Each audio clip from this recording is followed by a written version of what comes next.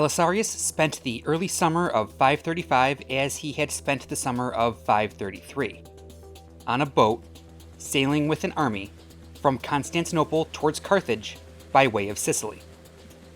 He was about halfway through his consulship when he made the trek, a reward he had earned with his great success 2 years prior.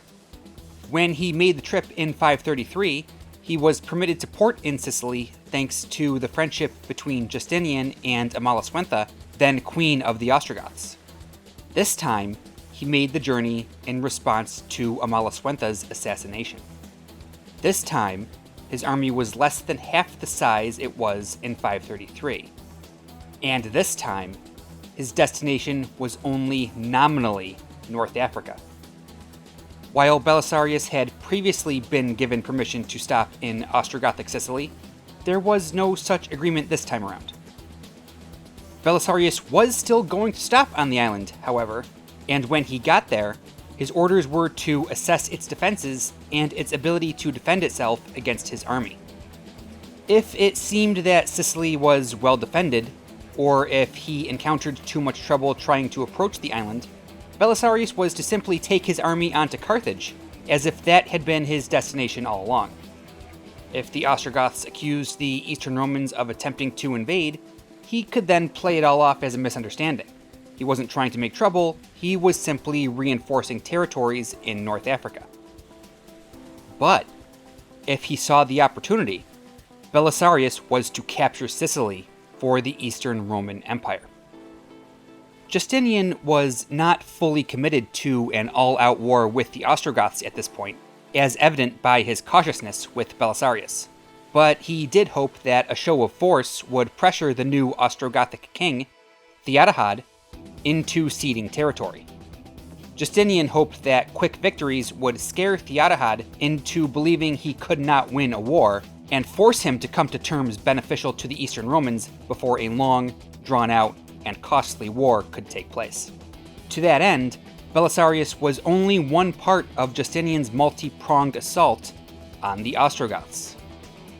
Back in Ravenna, Peter the Patrician, Justinian's ambassador to Italy, was threatening Theodahad with war, stressing how easily the Eastern Romans had crushed the Vandals in 533 and 534.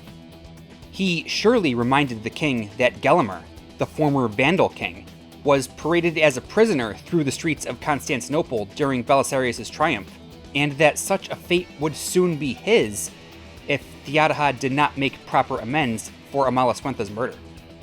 Peter psychologically tortured Theodahad with these threats. He wanted to break the king down and make him feel weak, like he needed to make concessions just to save himself. And while Amalasuentha had previously offered to turn the kingdom over to Justinian, Peter now demanded the same deal. Or else. Justinian also sought help from the Franks, the Ostrogoths' northern neighbors and longtime rivals. Now, before I go any further, I want to quickly clarify something here. The Franks that I'm talking about are the Austrasian Franks, located here, but there were also Franks here, here, and here. These kingdoms had all been united under Clovis I, but were divided between his sons upon his death. All of these kingdoms are Frankish kingdoms, ruled by descendants of Clovis and the Merovingian dynasty. But for the most part, we're only dealing with these Franks, the Austrasian Franks, ruled at the time by Theudebert. They are the Franks that play the largest role in this conflict. So, with that out of the way, Justinian knew that an alliance with the Franks would put some serious pressure on Theodahad, but while the Franks wanted their neighbors weakened, they weren't too keen on having a strong Roman Empire controlling the land on their southern border either. They probably would have been very happy with the two sides cutting each other down. According to Procopius, Justinian's letter to the Franks read, "The Goths, having seized by violence Italy, which was ours, have not only refused absolutely to give it back, but have committed further acts of injustice against us which are unendurable and pass beyond all bounds.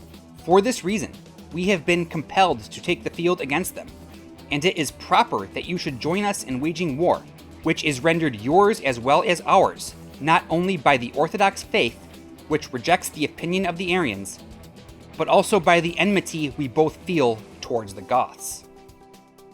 Justinian was clearly trying to paint himself as the wronged party in the dispute, and to some degree, he had a point.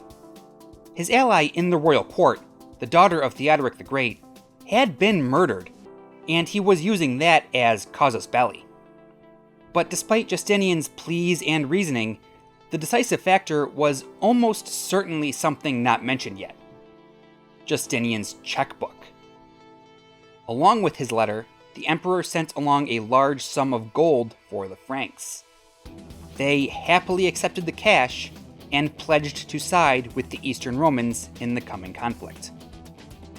While all of this was happening, another Roman general, Mundus, was ordered to move towards Dalmatia. Mundus had helped Belisarius put down the Nika revolts in Constantinople in 532. He was also the Magister Militum per Illyricum, the master of soldiers in Illyria. Magister Militum was a title given to senior military commanders in the Roman Empire, starting in about the 4th century. When Justinian gave the order, Mundus's army quickly defeated the few Gothic forces in Dalmatia, and his army entered the city of Salona unopposed. The Gothic War had begun, and the Eastern Romans had won their first victory, quickly and easily, just as Justinian had hoped. Shortly after Mundus's initial skirmishes, Belisarius landed at Catania, but remained prepared to hurry off to Africa if the situation called for that. Belisarius, however, found minimal opposition on Sicily, and instead learned that the citizens were quite sympathetic to Roman rule. Many of the cities even opened their gates to him, and the only real resistance came from the Gothic garrison at Panormis on the island's northern coast. The city's land walls were well defended, and neither the Goths nor the Romans believed that Belisarius' army was large enough to take it by force over land. Belisarius, though, learned that the city's sea walls were unmanned. He ordered his fleet to sail into the harbor and noticed something else. The sea walls were shorter than the land walls. So short, in fact, that the masts of his boats towered above them. So Belisarius launched a creative attack. His men were loaded into smaller boats, which were then hoisted up the masts of the taller ships. From their elevated position, archers were able to fire arrows down at the city's Gothic defenders. Had the Goths manned the walls on this side of the city, this plan would never have worked. But fortune seemed to smile on Belisarius, as it often did during his African campaign. With the archers positioned as they were, the Goths would never be able to get enough men onto the walls to stop the attack. It wasn't long before the Goths surrendered. Sicily was under the control of Belisarius. It seems a little odd that the island was so lightly defended. Sicily was a wealthy island with a strategic location, and it was a major source of corn for the Italian kingdom. Theoretically, the Ostrogoths should have had tons of men garrisoned there for defense.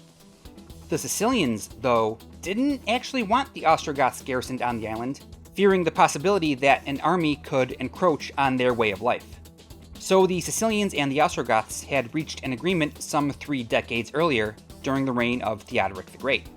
The Sicilians would supply Italy with corn, and the Ostrogoths would largely leave them alone. Both sides needed each other. The Ostrogoths needed the corn supply, and the Sicilians needed someone to sell the corn to, so it seemed like a reasonable deal to everyone.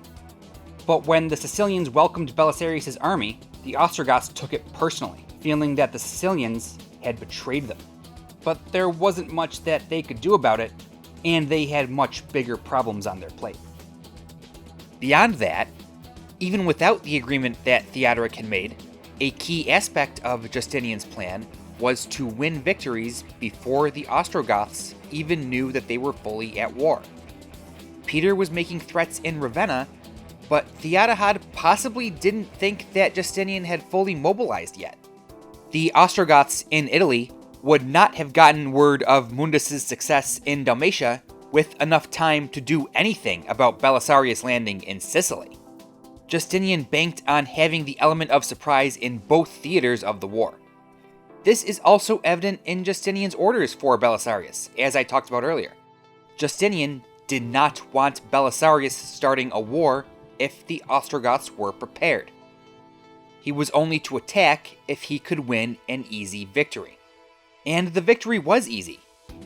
After taking Panormis, Belisarius spent the fall securing the entire island, facing little to no opposition. And on December 31st, 535, with the island completely in Roman hands, he returned to Syracuse and entered the city to great fanfare. The men he had stationed there and the citizens of the city cheered wildly as he walked the streets, tossing gold coins to the crowd. It was the final day of his consulship.